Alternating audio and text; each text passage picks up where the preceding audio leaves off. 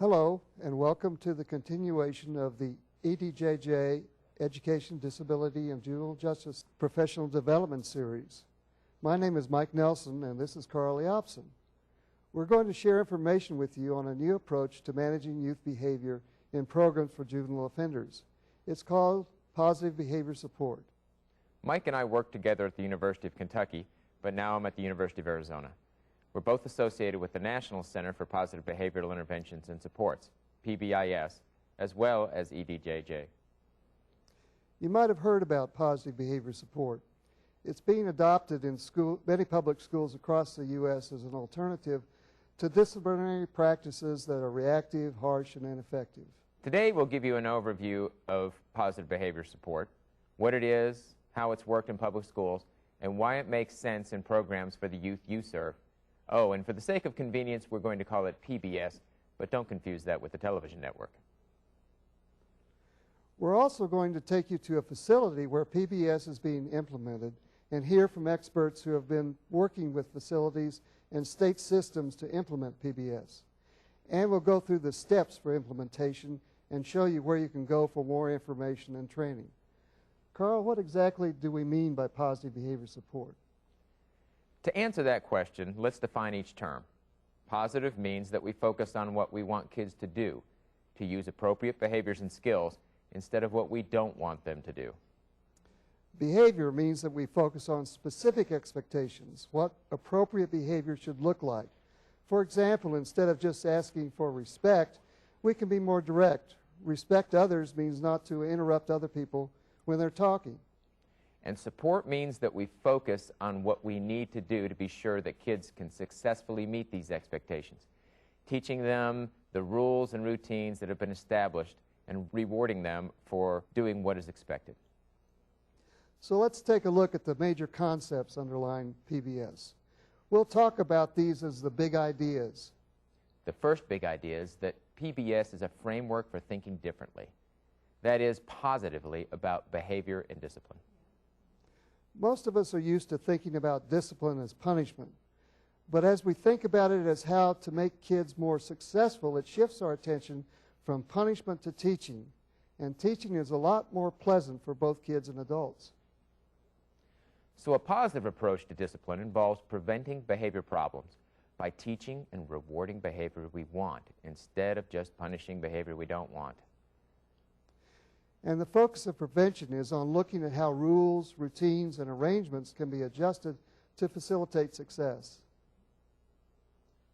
The flip side of that is how we're going to react or respond to behavior, both good and bad behavior, in ways that will encourage more good behavior than bad. We do that by delivering consequences. Yes, and discipline is more effective when the ratio of rewards for good behavior is a whole lot greater, at least 4 times as much as punishment for misbehavior. That means we should be delivering positive consequences, praising students for following rules, doing their work, etc., 4 times as often as we deliver negative consequences, like reprimanding them for bad behavior. Yep, that's what I said. And it means that you have to be really on the lookout for good behavior. The motto is to catch kids in the act of being good. Hold on, Mike. These are bad kids, right? I mean, they're locked up. Doesn't that mean they're going to act out and we'll have to use punishment a lot more? Lots of people think that, especially those who haven't worked in juvenile corrections. But kids in the system respond just like kids in the public schools. If the climate is positive, they receive positive consequences for good behavior, they respond with more good behavior. The kids here at IYC Harrisburg, for many of them, this is the first time in their life they have got to see something work positively for them. So PBIS has been wonderful. We do an awards day. And what do you find to reward kids about in a prison setting? You find anything positive they have done, from better behavior, to improved reading grades, to improved math scores, to this young man can now come in and sit down without disrupting the whole class. You praise whatever you can, and they are so appreciative because for once in their life, they are not in trouble when their name is being called out. That's how I get them to comply, is set the expectations and give them praise when they exhibit it or when they do the behaviors that you're wanting them to do. So an example would be praising kids for being on time, listening to and following directions, being on task, and finishing their work 4 times as often as we reprimand them for behaviors we don't want. The next big idea is to involve the overall setting or host environment. In a public school, the host environment is the entire school. Students, staff, and administrators, parents, volunteers, school resource officers, and so forth. In a program for juveniles, the host environment is the overall facility, including education, housing, treatment, vocational, and recreational programs. And it also includes the staff who work in these areas: security, administrative, and program personnel. And the host environment also takes in the kids, so we have to think about what programs are going on in what locations and about the staff and youth in each one. But Carl, you know, juvenile facilities aren't like public schools. You have multiple programs and staff, and don't forget the top priority, security. So they're pretty complex. True, but public schools are complex environments also. Take a look at the systems involved in school-wide positive behavior support. You've got the school as a whole, and we've got to think in terms of what systems should be in place school-wide to make PBS work. Then we've also got to think in terms of the PBS systems in place in classroom and non-classroom settings, as well as the systems needed for individual students who need more intensive support. Explain about the individual systems, Mike. We know that some kids need more support than others, more time to work on tasks, more structure, more direction. So we have to be sure that they get this level of support in every setting. In a regular school, it's a whole group, so, you know, it's just everybody works together on the board, and when things fly, you know, some people don't catch on as quick as other people, so it's hard to keep up. But in this program, you know, you ask the teacher, you know what I'm saying, for help when you need it, and the teacher helps you out and you figure out more, and it just helps, you know. Like from preschool all the way to 8th grade, I learned, but I never really went to high school. All my high school years I spent locked up, Joliet, St. Charles, and here. In the past 8 months, I done learned more now than what I probably would have learned in high school for them 4 years. So behavior support plans are created for kids who need more support, and these follow the kid throughout the school. Here's a diagram that represents the systems that might be operating with a juvenile facility. The specific programs may vary, but you're likely to find these in most facilities. And what makes implementation of any approach or model more difficult in juvenile facilities is that each of these programs represents a whole separate system in itself. Different budgets, different bosses, different agenda. One strategy for getting PBS started in a juvenile facility is to focus on a single program within the facility. The education program has been a good place to start because education systems are where we have the most experience with PBS. Because PBS has been done in the public schools, the education program is a natural place to start. So that's where we'll focus. The third big idea is to work smarter instead of trying to work harder.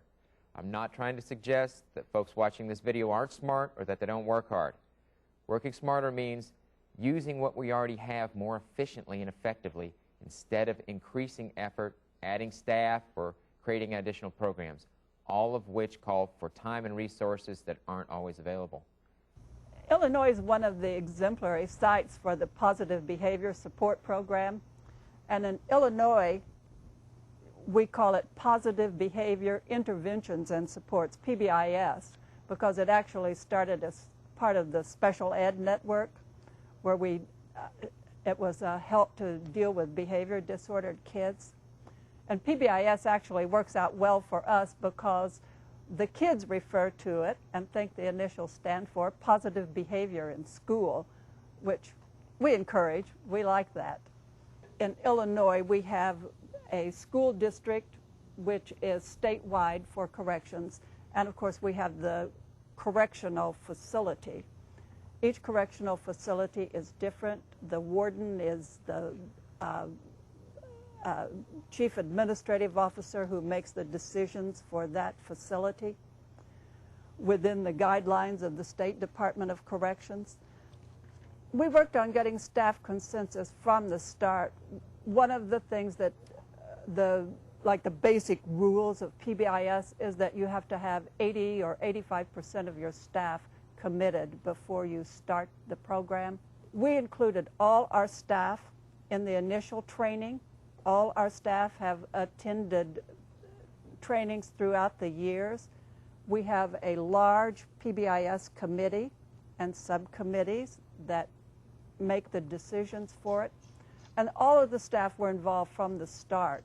A key to working smarter is making decisions based on data.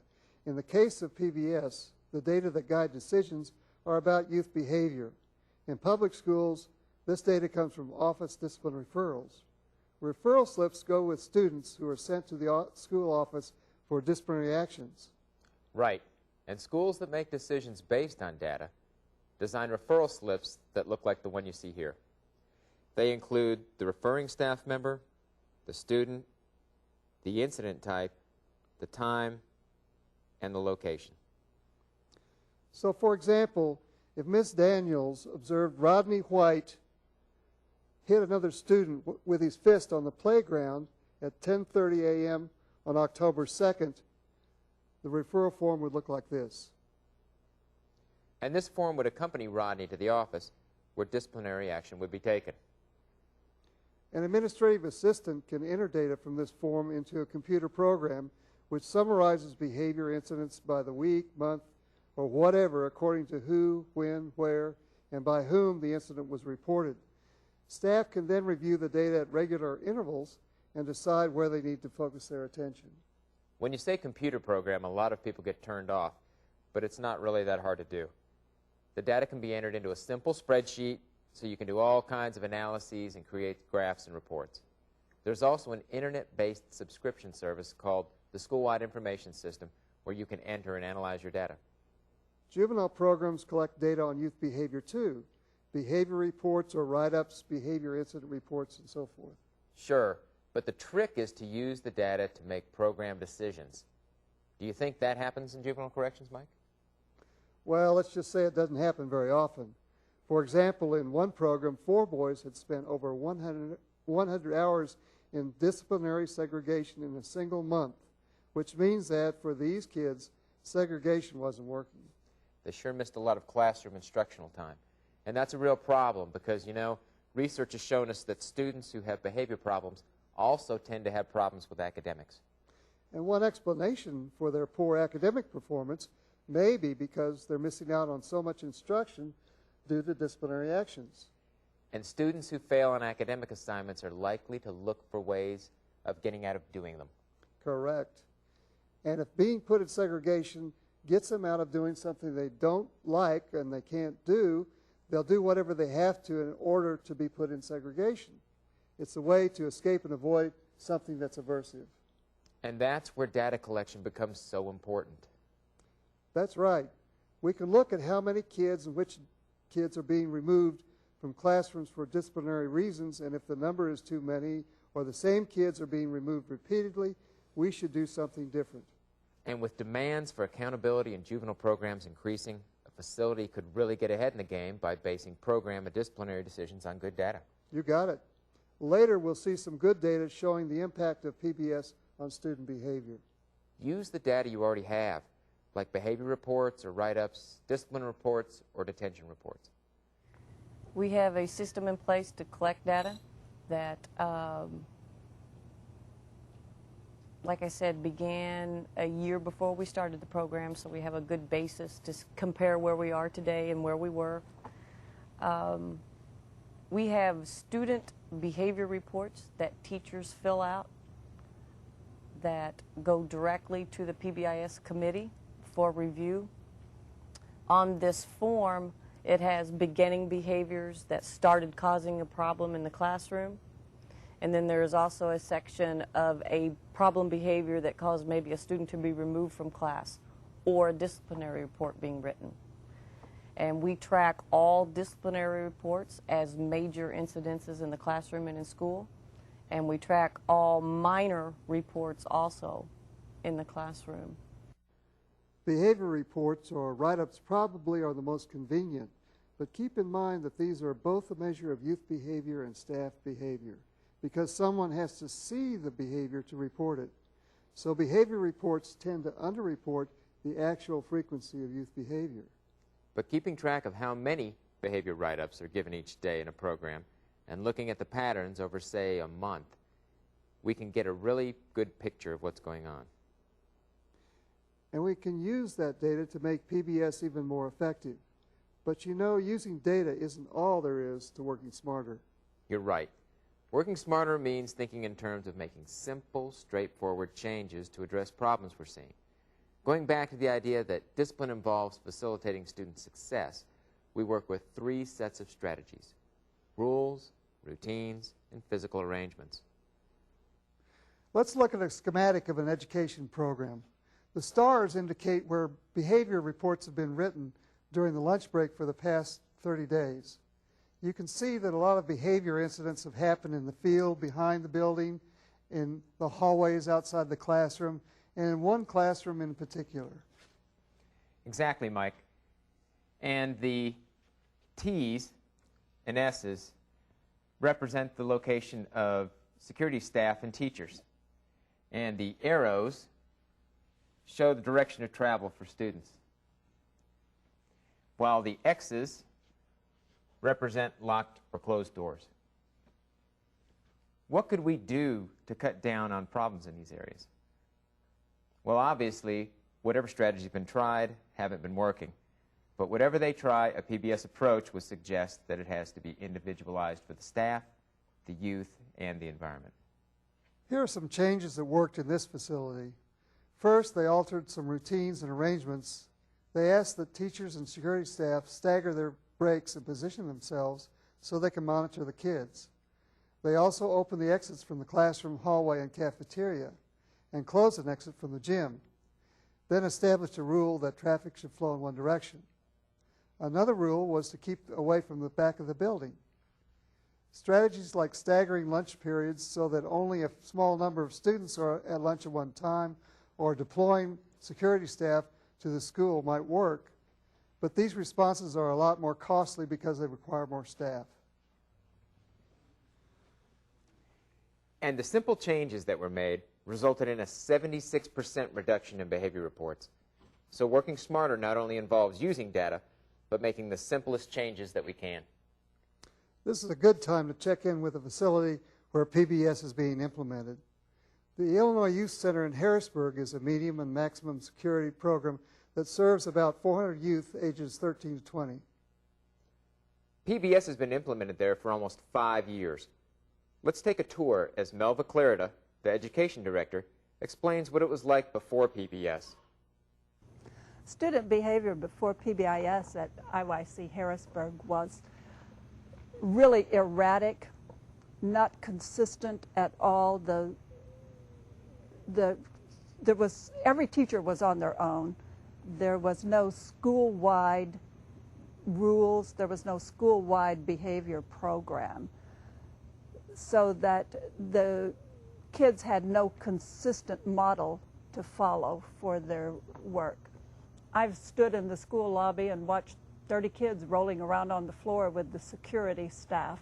There was lots of insolence. There was lots of sexually inappropriate behavior. But after we started PBIS, that has all changed. We haven't had a fight in school in over 2 years. I guess it's reasonable to ask why you should consider using PBS in juvenile programs. I mean, it sounds good, but so do a lot of programs and approaches. Remember when boot camps were the solution to delinquency? I sure do. And that's a very good point. Let's look at some of the results that have been achieved in the public schools. We'll look at the results from a few schools that show the various advantages of PBS. Fern Ridge is a middle school in the Pacific Northwest that serves about 800 students. The year before they began implementing PBS, they had over 2,600 discipline referrals. 4 years after they began using PBS, referrals for the year dropped to 750. That's a decrease of over 70%. And a Midwestern inner-city elementary school was using a lot of in-school suspension before they started using PBS. After starting PBS, there was a 65% reduction in the number of students who were suspended and a 76% reduction in the number of days that students were suspended. Another outcome of reducing the use of suspension is an increase in the amount of classroom instruction time because students no longer had to be removed from the classroom for discipline. 61% more instructional time. And that added instructional time resulted in huge gains in the school's test scores, a 42% increase in reading, a 50% increase in language, and a 50% increase in math scores. Another elementary school in the Southeast reported a 78% increase in instructional time by reducing discipline referrals.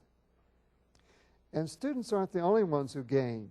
Fewer discipline referrals means that staff who normally handle such things have more time to do other things like work with the kids. It's totally amazing how when we've got classroom behavior under control, the academic interest has gone up with all of the students. The impact that I see that the PBIS program has had on education is we now can focus so much more on academics than we previously did. Prior to PBIS, we had spent a lot of time working on controlling, or I should say controlling behavior, because we weren't in control of it. The students were in control or not.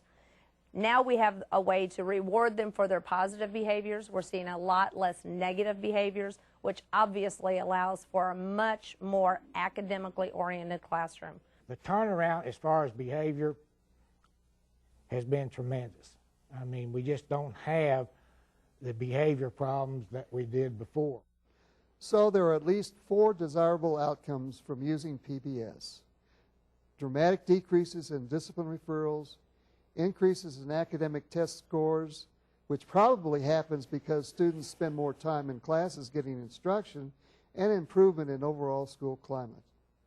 Let's go back to our Harrisburg site and get Melva Clarida's take on the advantages of PBS.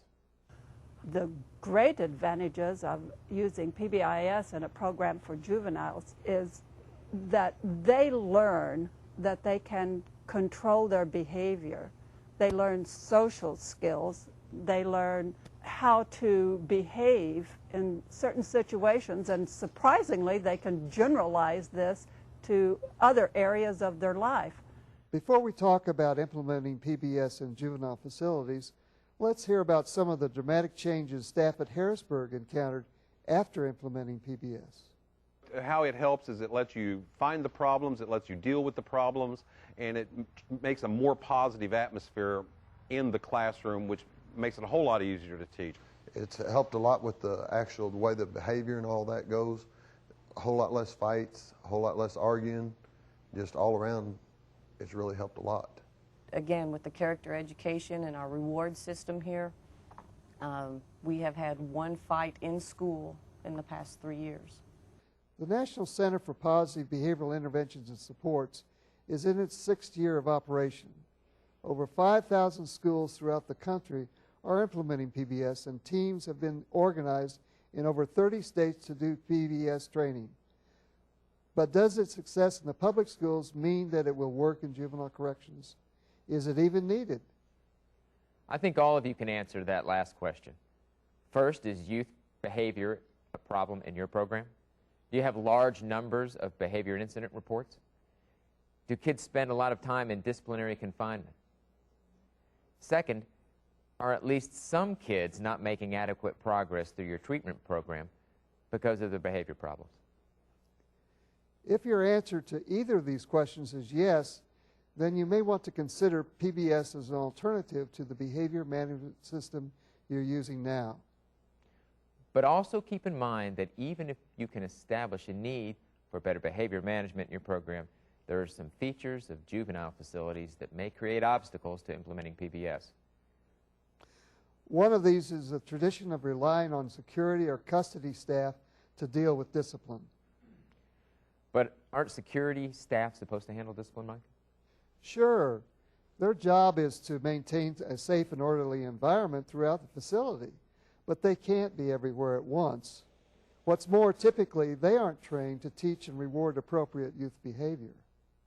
The students were easier.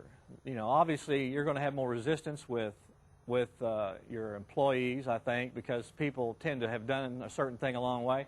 I think the students were really ready to get on board because they, in a sense, were starved. They had no positive things. We used to use this pavilion for a lot of positive things, and we were not able to do that because security issues. But as the administration began to buy in and see the benefits of it, the students were very willing to get, reward or positive recognition for their behavior. And so they bought in pretty quickly, really. I mean, the students were ready. Some of the biggest obstacles probably include this whole positive way of thinking. This is a prison. So let's punish, punish, punish, and punish some more. And a great many of us know it just doesn't work. So, but there are those who are going to hold on to what they believe is tried and true. And so to get them to change their frame of mind, you have to keep talking the talk. You have to keep saying it around them. Sometimes you even maybe have to confront them and just make it a little personal for them. Wouldn't you want your child to learn something different, a different way of handling conflict? Another problem is the attitude shared by many people that we need to use a heavy hand with incarcerated juveniles. After all, they are criminals, so we have to use a lot of punishment. Unfortunately, that's a pretty common attitude. But keep in mind that a lot of these kids are in for status offenses, and many, at least 50%, have serious mental health problems or educational disabilities. And punishment used by itself isn't an effective behavior management strategy for any kid, much less for kids with problems. Exactly. So negative consequences as the main behavior management strategy isn't likely to be effective, especially with kids who have long prior histories of exposure to these practices. And another reason why youth behavior can be a problem in juvenile programs is that there are so many different things going on.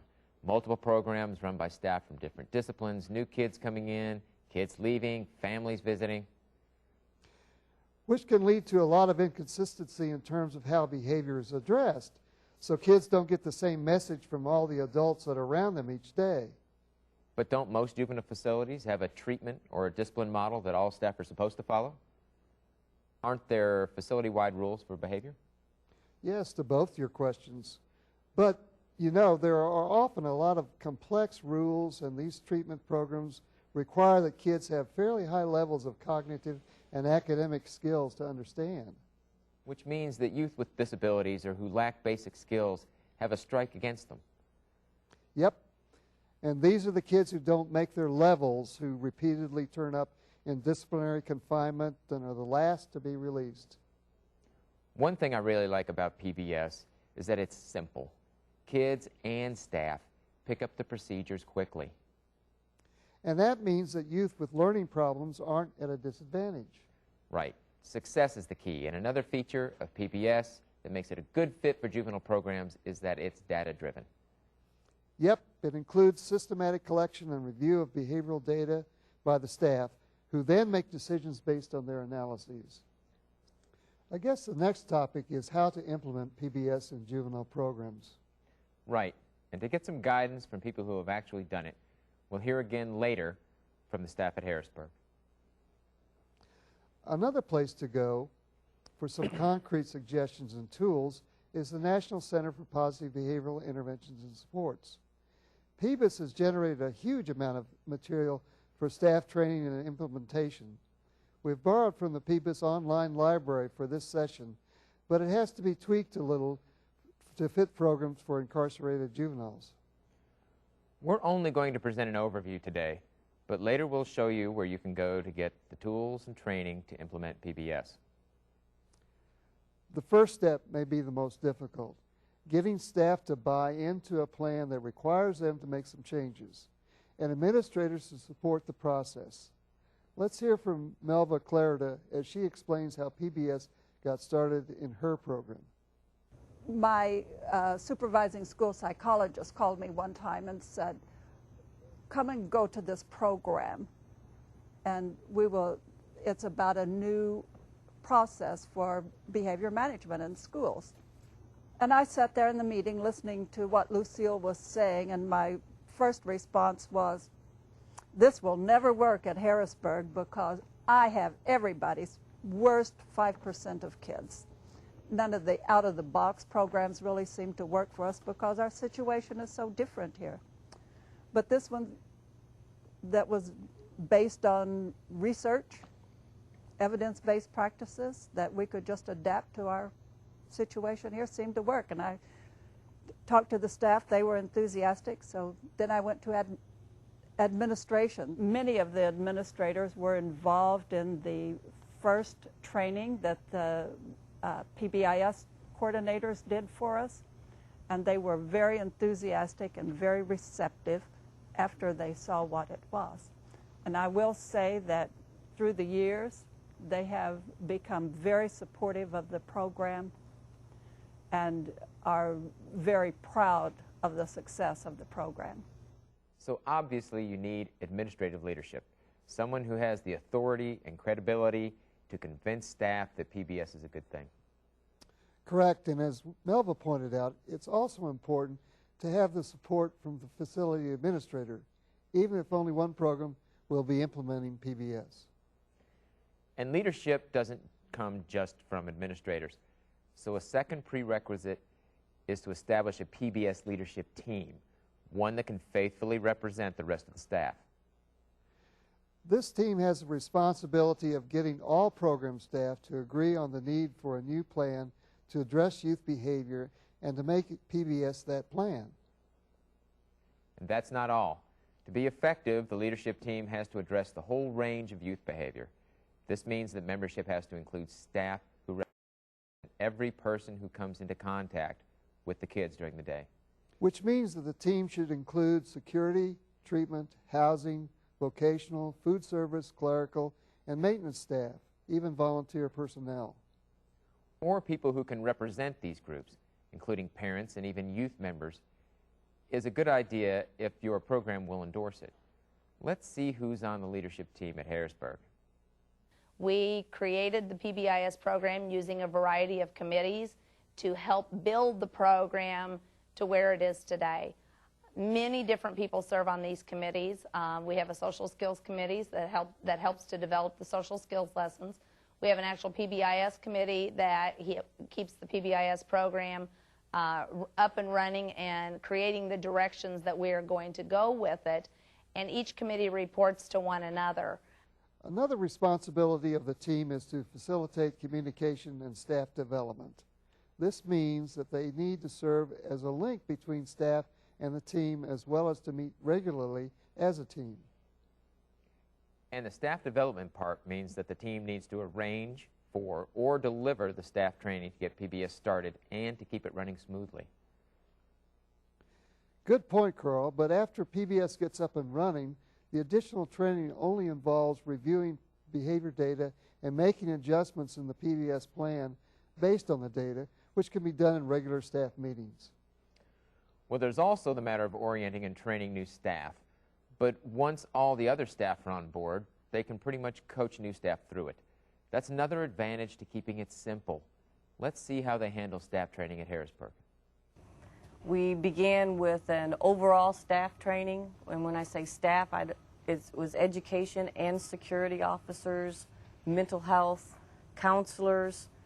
We had a large, diverse group in our first training, which was great. There have been multiple training opportunities. In the state of Illinois, we have a statewide conference in August that's held in Naperville.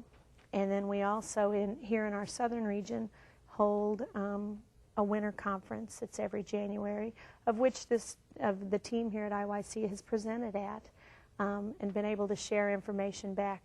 We also have quarterly coaches meetings that Denise and Melva have attended on a regular basis, as well as in-house professional development opportunities that have been scheduled based on the needs of the staff here. Okay, another responsibility of the leadership team is to facilitate decision making. They do this by setting up a system for collecting, summarizing, and evaluating behavior data. You may be getting tired of hearing us go on about the importance of collecting and using behavior data, but that's such an important reason that PBS works. Listen to what the teachers at Harrisburg say about the data. At the beginning of the program, the PBIS program, what we did was to start developing our social skills lessons based on the need that we saw as a result of the disciplinary tickets that were being written on the students for misbehaviors in the classroom. So we gathered the information, looked at the data, and determined that we needed to start with some primary issues such as teaching students how to say thank you, how to say please, how to wait their turn, how to give eye contact. What we would do then is we'd create a schedule of each week a new lesson would be taught. And at the beginning, I was one of the people on the committee who would develop these plans and these lessons, and I would ask the teachers here to give me their input on what things they were seeing in the classroom. I would then put together the lessons that you see behind me. We'd have a poster lesson as well as a written lesson that had all the teacher ideas on it. So having data gives staff a way to evaluate their success, as well as providing some bragging rights. Sure does. But let's move on. The next thing needed to get started with PBS is to train the staff who will be using it. The important points about this training are all staff must be included, and staff must agree on what the problems are, where and when they occur, and what will be done to address them. We obviously don't have time to go through the whole training in this video. We'll just hit the highlights to give you an idea of how PBS works when it's in place. We'll assume that we're talking about implementing PBS in an education program within a juvenile facility, which brings us to what we'll put in place in the education program. There are 3 strategies to keep in mind. 1, start with the host environment. 2, get staff consensus on each decision. And 3, keep it simple. The overall host environment is the whole facility. Remember that facility administrators are included on the leadership team.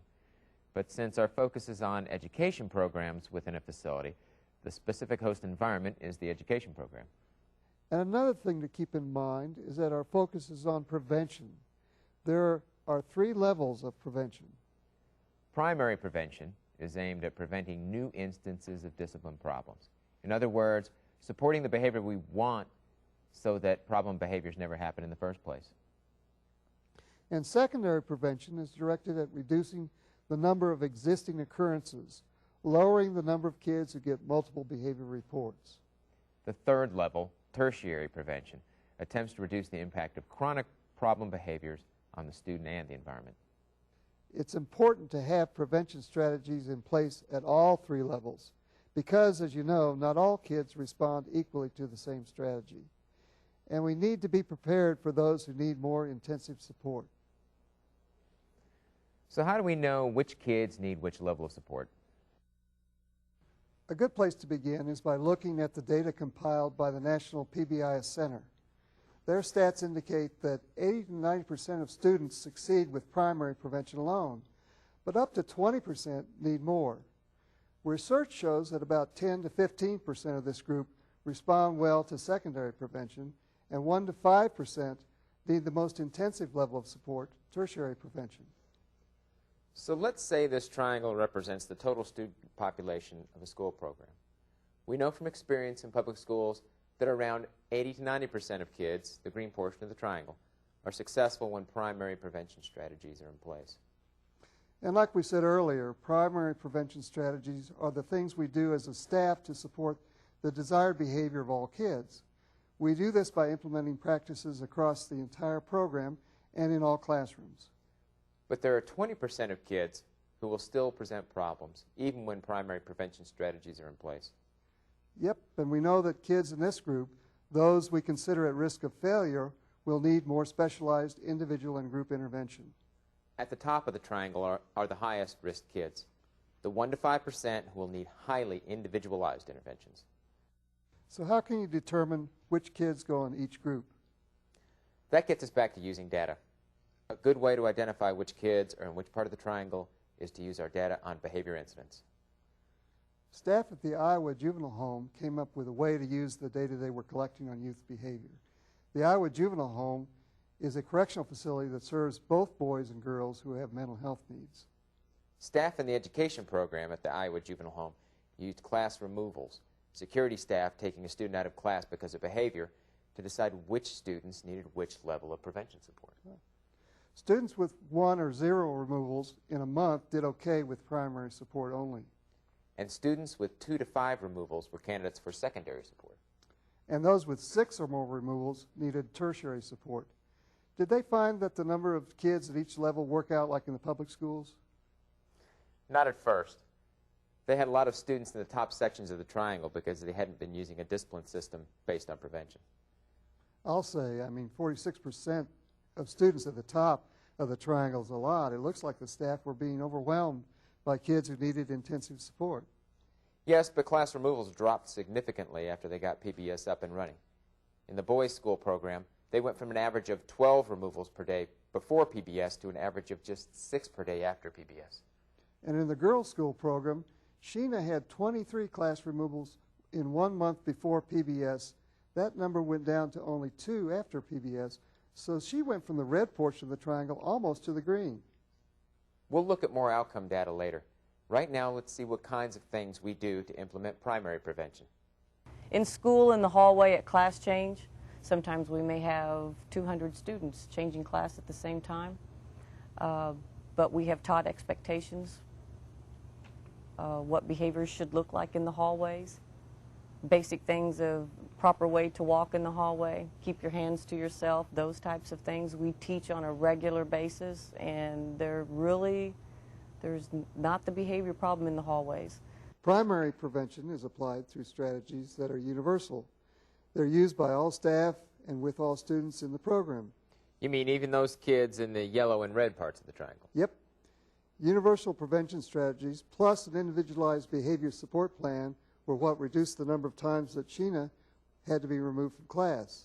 So just because a student is at the top of the triangle doesn't mean that universal strategies will not be effective. So the strategies are considered universal because they're applied across all types of kids. Well, that's part of it, but they're also universal because they're used by all staff. That means it's really important for staff to own the program. To implement primary prevention through universal strategies, all staff agree on a set of rules for behavior, a set of routines for students to follow, especially in those problem areas, and to changes in physical or supervision arrangements where problems tend to happen. Once we have the staff on board, we have to get the kids on board. Yeah. We also have to make sure that students want to and are able to comply with the rules, routines, and arrangements. We teach students the basic expectations for behavior that are agreed on by all staff. One of the things that we had always assumed was that by the time a kid gets old enough to be in here, which is between 13 and 21, that they knew how to behave in school. And we always just said, you know, come in the classroom and behave, assuming that they were little mind readers and knew how to do that and knew what each teacher expected. The kids really didn't know what behavior was, and that it was important of us to outline behavioral expectations and then teach them to the kids. And the kids are very grateful for knowing this. Clear expectations have 3 characteristics. First, they should be stated positively, in terms of what we want kids to do instead of what we don't want them to do. Second, we keep them brief and to the point. Third, the list of expectations itself should be short. Then the expectations are defined for each environment. The process for defining expectations is for the staff to list the problem behaviors they see in each environment, then think of replacement behaviors, what they want kids to do instead. They do this for every setting in which PBS will be implemented.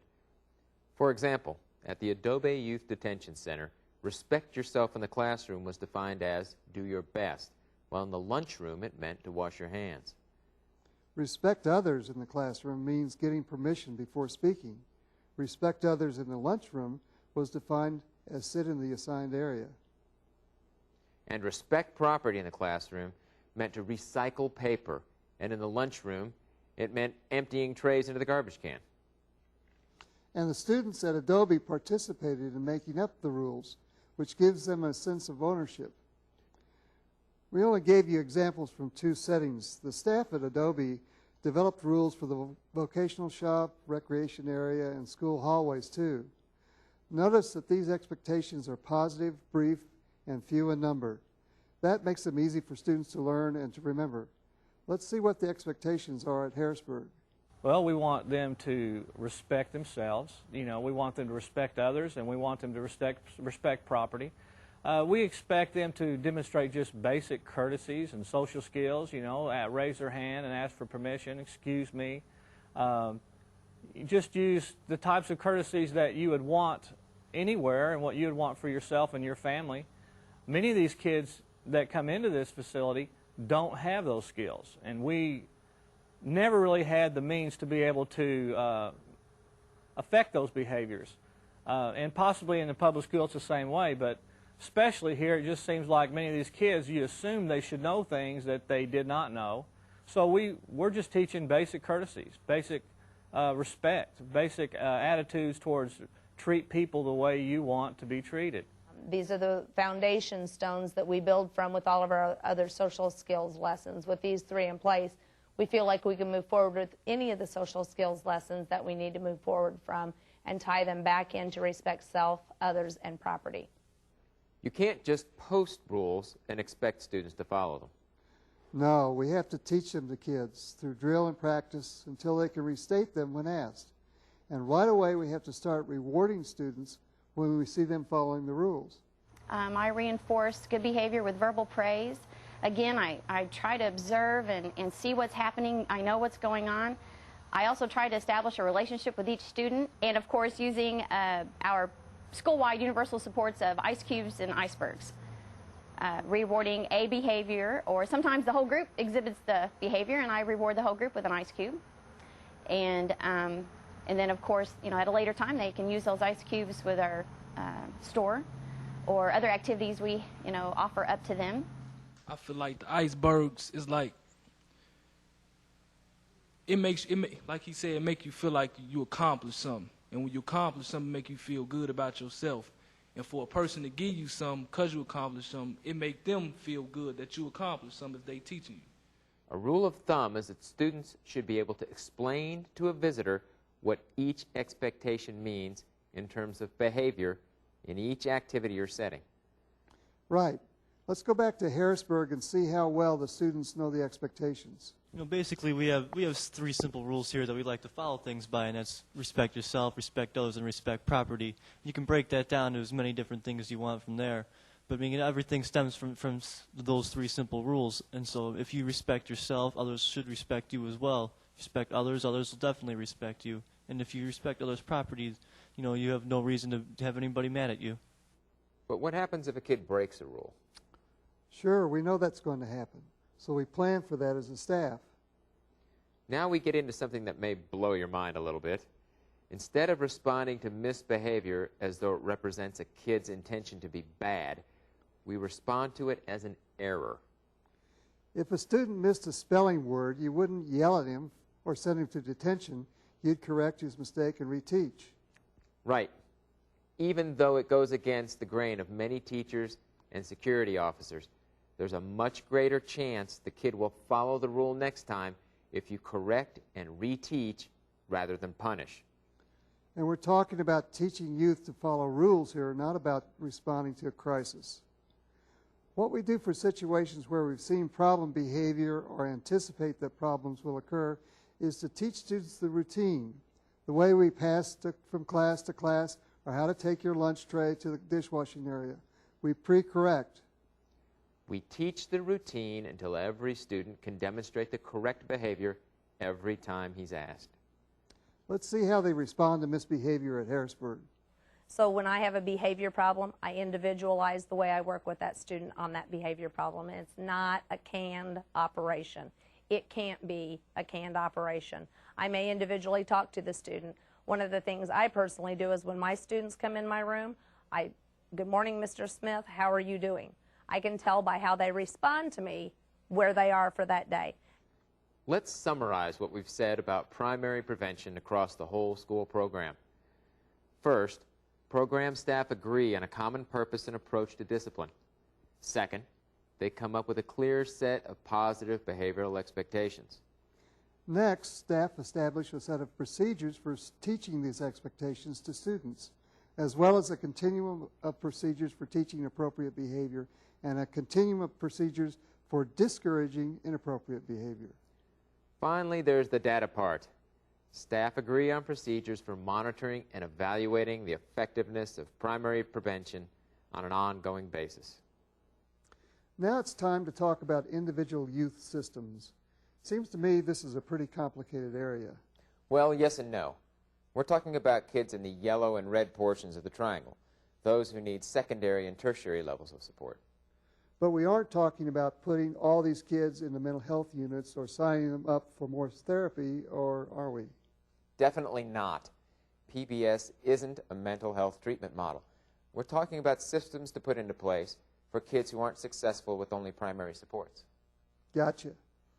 We only have time to hit the high points of secondary and tertiary prevention, but you should know that these levels are necessary for youth who need more support. But the real advantage of having primary prevention strategies in place is that these reduce the number of behavior incidents for all students, which means we can focus time and resources on kids who need more support. The key elements of PBS at the secondary level involve specialized systems for students who are at risk. That's a mouthful, Mike. Can you explain? Sorry. That just means that we develop more intensive interventions for students who need more because they continue to fail even when our universal primary prevention strategies are in place. And we know who these kids are because they continue to receive multiple behavior reports. Exactly. And these interventions can be implemented in small groups like a social skills group or individualized like a behavior contract. Tertiary prevention involves the most intensive level of intervention for students who are at the highest levels of risk for behavioral failure. And we know which are these students because they receive multiple behavior reports even with primary and secondary prevention in place. That's right, and these students also may be identified as having mental health problems, serious educational disabilities, or other issues that increase their vulnerability. So they need highly specialized and individualized interventions. Let's see how they do this at the Harrisburg Youth Center. What we do for students individually for personal interventions, we gather as much information as we can. We gather from their correctional counselors. We gather from their security officers. We gather from any teacher who comes in contact with them. We want to get as much information as we can together so that we can address their problems individually. We don't want to pigeonhole them. We want that student to be comfortable. We want to talk with them, and then some of them may end up in the mornings having someone to check in with. Just someone to kind of get their day going right. It's called time of day. Maybe we need to do a class change and have them, instead of a certain teacher's second hour, maybe they need that teacher third hour when there's less students who they know personally in there. So we really try to tailor their intervention so it meets their needs, not what's comfortable for us. Within our institution, there are some things that are beyond our control. So we do have children or youth who are in what we call segregation or confinement, and we do have youth who spend a minimum of 6 weeks on our behavior modification units. When they're in those places, we haven't made the call that there's something wrong. It's usually an institutional call that there is something wrong. And a lot of times if we can get to those youth, they do that one time, and then they're done. The nuts and bolts of intervention planning at the secondary and tertiary levels are more than we can explain in this overview, but we'll tell you where you can go to get this information a little later. I guess we're ready to sum up. Let's review the key points. First, PBS is an approach to discipline that focuses on what we want students to do. It also focuses on specific behavioral expectations, teaching those expectations, and rewarding youth for meeting expectations. Remember that in order for PBS to work, all staff are on board. That means they agree on behavior expectations and how to respond to both good and bad behavior. The key component is to collect and use data on behavior to make decisions, like where problems are taking place, what needs to be fixed, and how PBS is working. And let's not forget that this process needs administrative support and team leadership to get started and keep it moving. Sure. You know, a good way to close this session would be to ask the staff at Harrisburg to tell us how PBS has impacted their program. It's empowering as a teacher to be able to use many, many methods to accomplish the tasks that you want to do as a teacher and to maintain control of your classroom and to encourage students to maintain appropriate behavior. We started seeing like the ones getting kicked out of class less and less all the time, less YDRs being written, less points being taken. So it just kept going down and down and down to, a whole lot less of a fraction than it was when it started. PBIS has affected the entire school, and I'm going to venture out and say our entire institution over the past 5 years. Nothing can be said, but it's been positive. We have less fights. Our children, or our youth, have developed better expressive language. They can tell you, this is what I need. They may say the words, and they may not really know what it means, but they can at least get it out there so we can try to help them pull it out of them a little bit at a time. Behavior on the living units has improved. Maybe people don't want to admit it, but I'll go there, I'll say it. Their behavior when dealing with frustration, anger, things in the world that they can't control, loss of parent, brother in trouble, sister in trouble. These kids have better coping skills, they have better decision-making skills, and if nothing else, they know that there are people they can go to and talk to, because we talk this talk all the time. It's not something we just do.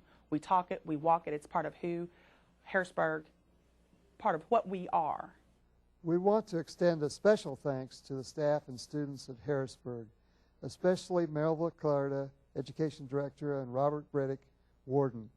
We also want to thank the people at Arizona State University and the Corrections Learning Network who worked so hard to help us make this video.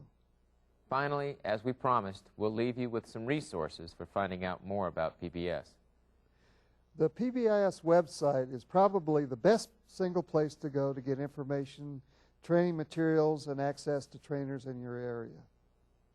Click on the Online Library button at the top of the homepage.